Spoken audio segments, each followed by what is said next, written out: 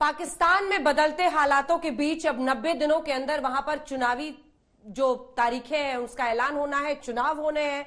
National assembly भंग हो गई थी क्योंकि जो पहले प्रधानमंत्री थे इमरान खान, उन्होंने ये सिफारिश की राष्ट्रपति से, उन्होंने नेशनल असेंबली भंग कर दी और इसी के साथ डेप्यूटी स्पीकर ने अविश्वास प्रस्ताव नहीं होने दिया। अब इसके खिलाफ सुप्रीम कोर्ट में वहां का एकजुट विपक्ष गया है। क्या है हालात, कैसे होंगे चुनाव, क्या कुछ भारत किस नजरिए से इसे देखे, बातचीत करने के लिए हमारे साथ पाकिस्तान से इस वक्त पूर्व मंत्री फवाद चौधरी सीधा आज तक पर जुड़ रहे हैं। फवाद जी, मेरा पहला सवाल आपसे यही है, सुप्रीम कोर्ट में ये पूरा मामला अभी भी चल रहा है जिसमें डेप्यूटी स्पीकर के फैसले को विपक्ष ने चुनौती दी है। इधर 90 दिनों में चुनाव होना है।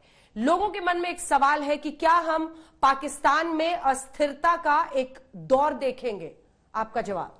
पहली बात तो यह है कि देखिए, इस वक्त बड़ी सिंपल सिचुएशन है। जब भी एक मुल्क के अंदर, एक जमहूरियत के अंदर, डेमोक्रेसी के अंदर कोई क्वेश्चन आएगा, क्राइसिस बढ़ जाएगा, तो आप क्या करेंगे? आप लोगों के पास जाएंगे और लोगों से एक राय लेंगे, लोगों से ओपिनियन लेंगे कि वो क्या समझते हैं और उसके मुताबिक जो है उनके फैसला जो है वो हतमी होगा, उनका फाइनल होगा।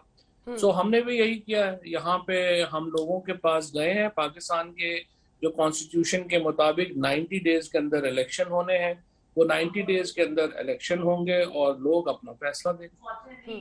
बिलावल भुट्टो कह रहे हैं कि इमरान खान भाग गए, स्पोर्ट्समैन स्पिरिट उन्होंने आखिरी ओवर में नहीं दिखाया। इस पर आपका जवाब क्या होगा?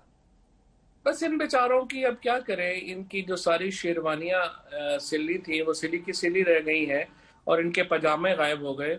तो अब वो बेचारे ऐसे आंसू तो बहाएंगे। अब मुझे उनसे हमदर्दी है, बट अब क्या किया जा सकता। कई कॉन्स्टिट्यूशनल एक्सपर्ट्स पाकिस्तान से भी और कई जगह पर हमारे साथ जुड़े, उन्होंने कहा कि उनको, चूंकि लोकतंत्र है, अविश्वास प्रस्ताव में उन्होंने कहा था कि मैं आखिरी गेंद तक खेलूंगा, उनको अविश्वास प्रस्ताव का सामना फ्लोर ऑफ द हाउस पर करना चाहिए था। उन्होंने जो रास्ता खोजा वो अलोकतांत्रिक है।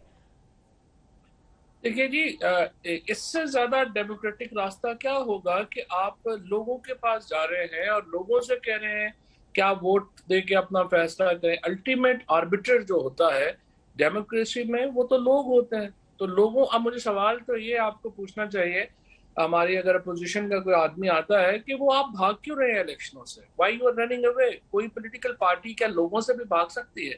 इलेक्शंस होने जा रहे हैं, पॉलिटिकल पार्टीज को चाहिए अपना हिस्सा लें और अपनी मुताबिक आगे बढ़ें। आपके 22 जो एमएलएज हैं, जो एमपीज हैं, वो चले गए हैं दूसरी तरफ, इसकी क्या वजह है? उसकी वजह आप देखिए, आप पूछिए किसी से भी यहाँ पे क्या वजह है। किस तरह से मंडी लगाई गई, किस तरह से लोगों को इकट्ठा किया गया, किस तरीके से बिलियंस ऑफ रुपीज जो हैं वो लोगों को खरीदने के ऊपर खर्च किए गए। This is the primary reason कि हमें ये जो प्रोसेस है, डेमोक्रेटिक प्रोसेस है, ये सारा बिल्कुल जेपरडाइज हो गया इन्हीं हरकतों से कि आपने पूरी मंडियां लगाई लोगों को खरीदने के लिए। पर फवाद साहब, आपके पास मनी ट्रेल का कोई सबूत है? देखिए, जो जो लोग वहां पर गए हैं, ये पहली बार तो हुआ भी नहीं है। इससे पहले सेनेट के इलेक्शन में तो वीडियोस आ गई। 27 लोग तो हमने अपने निकाले जिनके जो पैसे ले रहे थे और उनकी भी वीडियोस अवेलेबल थी। यहाँ पे भी जो एक हमारी जो फ्रिया रीस, जो हमारी एक बड़ी मशहूर एंकर है, उन्होंने एक बात की खातून से। उन्होंने कहा मुझे 25 करोड़ रुपया मिला है, 23 करोड़ रुपया मिला है और कम से कम 23 करोड़ रुपीज में मेरी जिंदगी आसानी से गुजर जाएगी। तो आप बताइए, अगर इस तरह से आपने हुकूमतें बदलनी है और चलना है तो क्या डेमोक्रेसी रहेगी? लेकिन सवाल तो इसलिए उठाना कि क्योंकि जो इमरान खान साहब की बोली थी वही डेप्यूटी स्पीकर ने कह दिया।